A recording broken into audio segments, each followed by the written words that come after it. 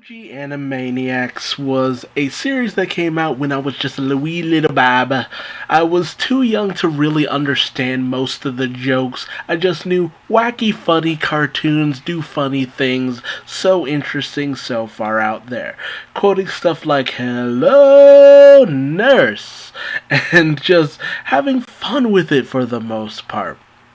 It was a tour de force when it came to just silliness, screwballed natures, and innuendos out the wazoo. Fingerprints? Really? Come on now.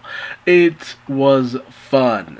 And even if you weren't just having fun with the main Animaniacs themselves, you had stuff like Pinky and the Brain, or Slappy Squirrel, Rita and Runt, just all these different segments that were just fun. It was the variety. You had so much going on. I remember the Goodfeathers. I had never even seen the Goodfellas.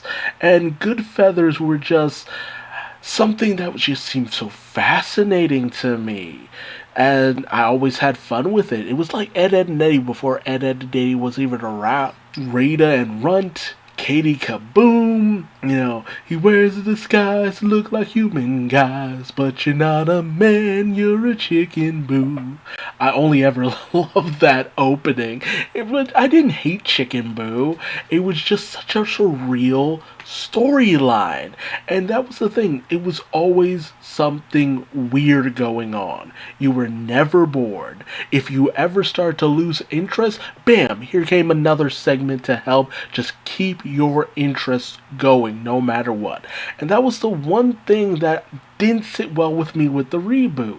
The reboot, fun, fine, interesting enough, and some pretty good segments. But I feel like losing out on all the other different characters to help just, if you didn't like one, you had another. That's the thing.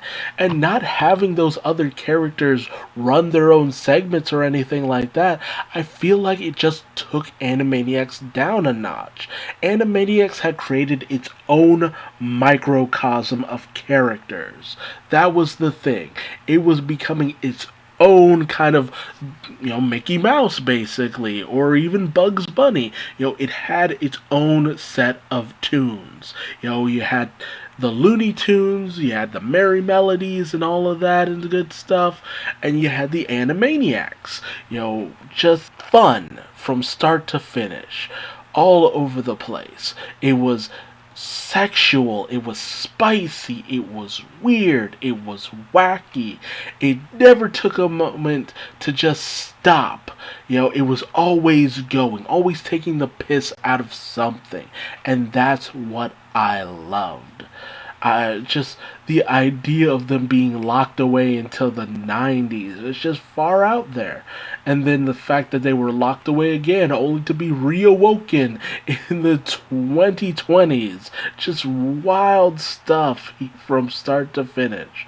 And I loved it without exception. And I remember when the movie came out, Wacko's Wish, which was just such a fun set of songs.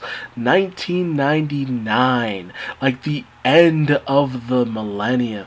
And, I was 9 years old when that movie came out, and I just remember eating it up.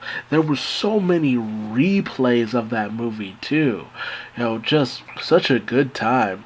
And the fact that it's funny, too, because season 1 had so many episodes, and the later seasons just kind of petered out for the most part.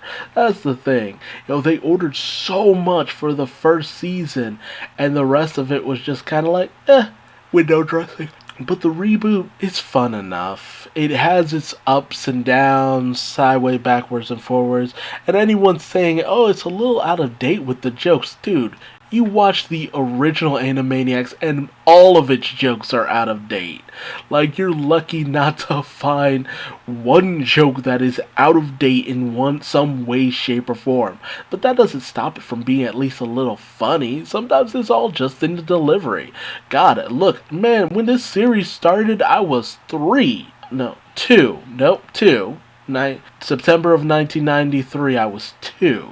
So, as I was growing up, I didn't get the majority of these jokes. That didn't stop me from enjoying the series, because sometimes it's just in the delivery.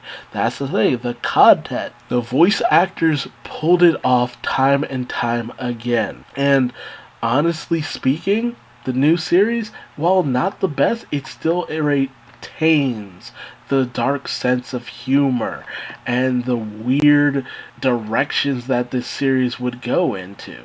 And the fact that a third season has been ordered when the second season hasn't already premiered shows you that people are interested in this series. They want to see how well it will do, where it will go, what challenges it will face. This is a series that literally ended before the 2000s even hit. And now with this revitalization, it has 20 years of content to catch back up on. References that it really could go into in any way, shape, or form it chooses to. And I can't wait to see what they choose to do. I really do hope at some point they bring back other segments here and there, because honestly, it would only benefit from something like that. But it's done a pretty good job so far. Not the best, but certainly not the worst.